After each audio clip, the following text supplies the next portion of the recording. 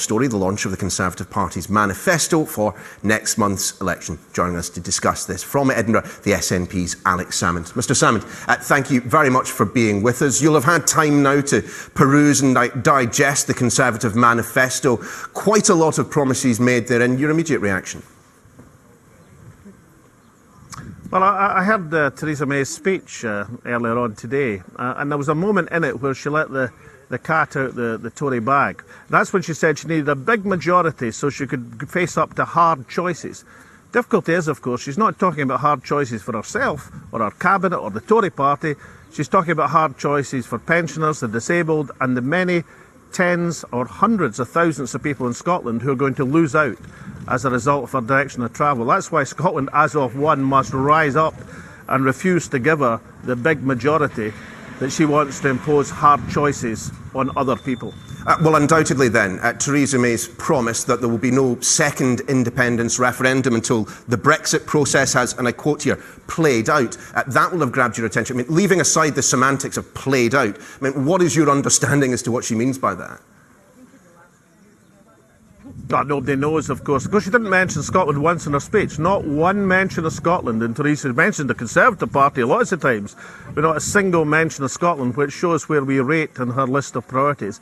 But I think she needs to catch up. I mean, the days when UK Prime Ministers decided the future of Scotland, these days are gone. These days are over. We're fighting an election in Scotland at the present moment where the people of Scotland will decide where these choices should lie. And I can tell Theresa May, the vast majority of people in Scotland, regardless of their position on independence or against, know that the future of Scotland should be decided by the Scottish Parliament and the Scottish people, that Scotland's future must be in Scotland's hands. And yet at the same time, you know, the Conservatives in Scotland did particularly well at the local elections. They're certainly targeting a number of SNP seats at the general election, including, I believe, yours. No worries there, Mr Salmond.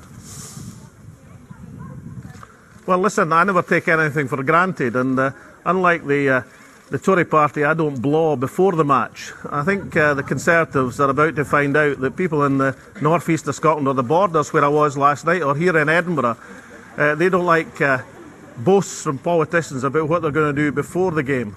They like people who work hard during the election to earn every vote they get. I think the Tory party are about to be brought to earth with one almighty bump in Scotland.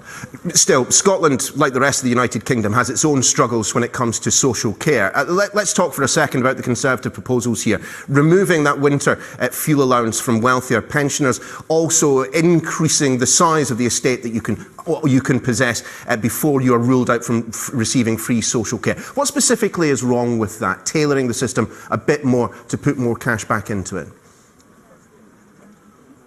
Well, the message is quite clear that pensioners, because of the end of the triple lock, will go back to the days of, if you remember, the 75 pence insult that Gordon Brown offered them once upon a time, which is still talked about. I think it was 1999, actually, and it's still talked about. That's where you end the triple lock.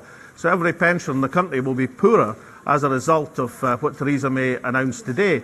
And similarly with many of her other measures which will affect Scotland. But the overwhelming view of people in Scotland is, thank goodness we control social care in Scotland. Thank goodness that we are integrating health and social care, which is the real big challenge that you have to make. That's how to address the social care problems of the country, to integrate the social care with the health service. That's why we're so far advanced in Scotland.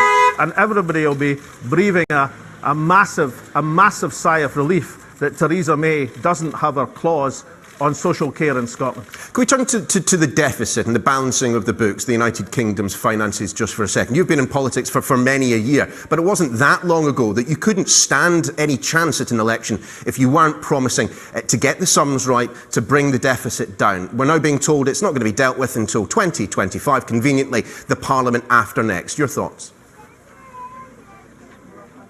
Well, I think it's a matter of how you handle a deficit in an economy. And my argument has always been against austerity, is you do it by growing the economy. You grow the economy to increase revenues. You don't retrench and retrench and retrench. And I thought the admission today about the middle of the next decade before they balance the books is an admission that retrenchment, that austerity has been a spectacular failure as pursued by the Conservative government. On their own targets and their own merits, they've failed. So why don't we get into an investment psychology where you invest in the economy to grow the economy, to grow tax revenues and you close the deficit in that direction, otherwise to a period of constant retrenchment. Remember, of course, that Theresa May is factoring in hard Brexit, which can cost, on the estimates we used to have from the Treasury, about $60 billion a year in lost revenue by the end of the coming decade. So she's factoring in the loss of revenues, which is a result of the political choices that she's making. And common sense would dictate that you don't want to go off that cliff edge.